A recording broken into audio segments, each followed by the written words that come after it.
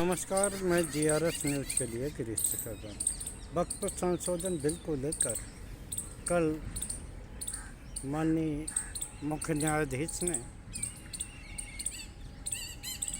सुनवाई की तिथि आगे बढ़ा दी। सभी लोग जानते हैं कि माननीय मुख्य न्यायाधीश संजीव खन्ना 13 मई को सेवानिवृत्त हो रहे हैं। वो उनका आखिरी दिन होगा समझौता कोर्ट में। और इसके बाद बीएस गवई नए मुख्य न्यायाधीश बनेंगे और उनके नेतृत्व में ही पीठ का गठन होगा और 15 को इस मामले में सुनवाई होगी। सांसद निशिकांत दुबे के मामले में कल मुख्य न्यायाधीश संजीव खन्ना ने निश्चित तौर पर एक बड़ी बात कही। उन्होंने कहा कि उनके कंधे काफ़ी चौड़े हैं और वो अवमानना के मामले में तो मामले को मेंशन नहीं कर रहे हैं, लेकिन इस संबंध में वो कोई शॉर्ट आदेश पारित जरूर करेंगे। ये दर्शाने को काफ़ी है कि अब निश्चित तौर पर न्यायालय ने सांसदों या अन्य व्यक्तियों द्वारा माननीय न्यायालय और मुख्य न्यायाधीश पर की गई टिप्पणी को बड़ा ही गंभीरता से लिया है।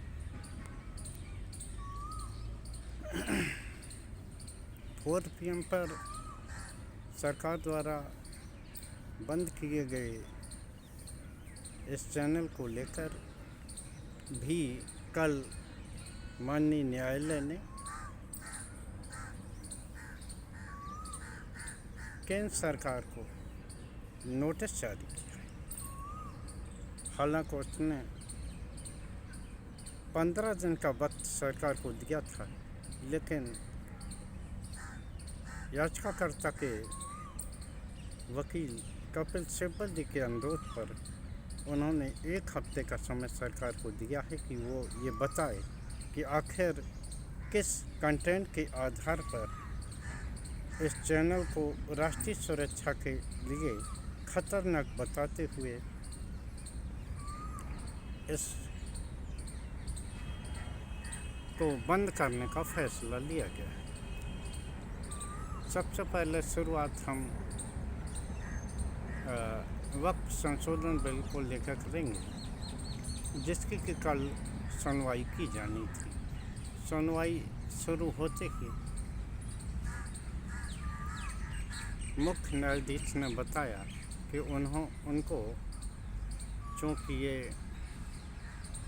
हलफनामा जो केंद्र सरकार ने दिया वो 1332 पेज का हलफनामा है, तो और दूसरे पक्ष के भी इस हलफनामे के आधार पर कुछ जवाब आए हैं, जिसको पर्याप्त देखने के लिए उनको वक्त नहीं मिला है, जिसके लिए उन्होंने आज की सुनवाई को टाल दिया और अगली सुनवाई 15 मई को निर्धारित थी। तब तक जो 3 प्रमुख बिंदुओं पर जिनको के लेकर अंतरिम आदेश जारी हुआ था, जिस पर अंतरिम रोक लगाई गई थी,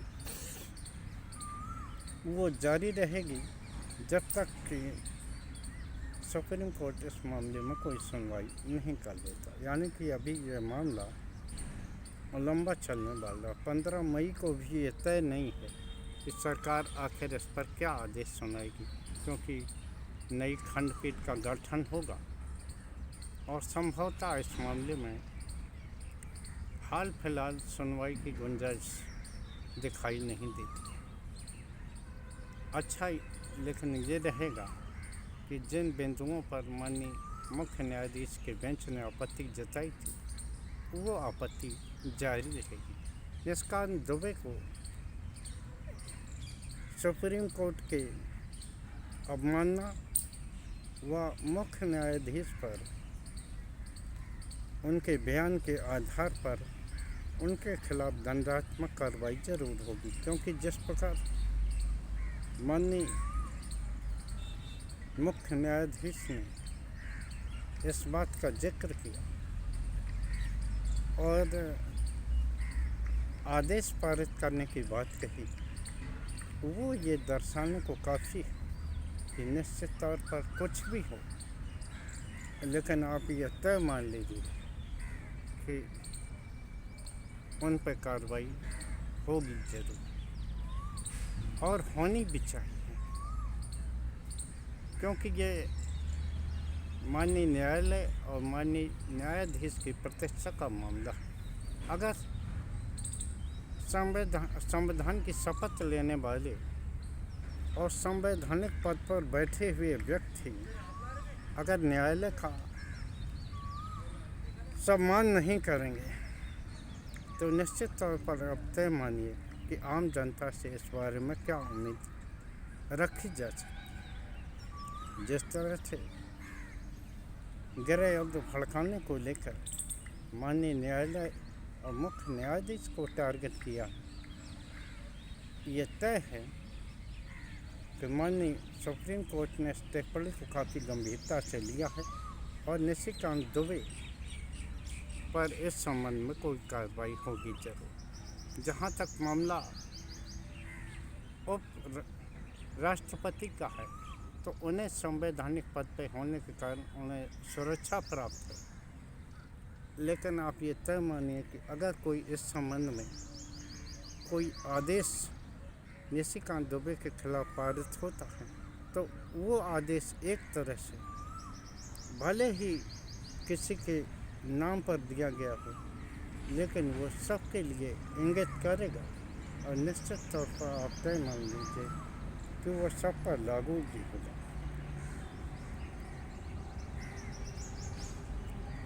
ईडी को लेकर भी मुख्य न्यायाधीश काफ़ी चिंतित हैं जिस प्रकार ईडी कार्रवाई कर रही है और लोगों को फंसा रही है और अंत में उस मामले का कोई हल नहीं निकल रहा। इसको लेकर भी कल मुख्य न्यायाधीश इस मामले की सुनवाई करेंगे और 3 सदस्यीय समिति इसके लिए गठित की गई। आप सभी लोगों ने देखा होगा किस प्रकार ईडी सरकार की हरकारा बन चुकी है। वो आरोप लगाती है कि फला व्यक्ति ने इतने करोड़ रुपए का घोटाला किया है, लेकिन ना तो वो मनी ट्रेल पकड़ पाती है, बल्कि असीमित अधिकार होने के कारण आदमी बरसों बरस जेल में बना रहता। आज के बाद जब वो भारतीय जनता पार्टी या उनके साथ कोई गठबंधन में आ जाता है तो निश्चित तौर पर ये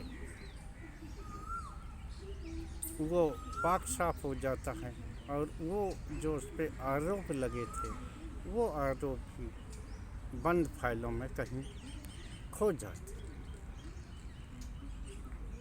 उस पर भी हमारी निगाह रहेगी। उस संबंध में हम आपको लिए एक नया वीडियो भी लेकर आएंगे कि ईडी इतनी ताकतवर हो कैसे गई और जिन लोगों ने उसे ताकत दी क्या उन पर भविष्य में इसका कोई असर होगा या नहीं होगा, क्योंकि कोई भी कानून बनता है तो वो सब पर लागू होता है और सभी लोगों को ये डर रहता है कि निश्चित तौर पर वही कानून कभी उनके खिलाफ भी इस्तेमाल किए जा सकते हैं, क्योंकि इनका गठन कांग्रेस सरकार में हुआ था और इसको ताकत जो दी थी उस ताकत का खामियाजा पूर्व वित्त मंत्री चिदम्बरम ने भी भोगा और वो जेल रहे थे।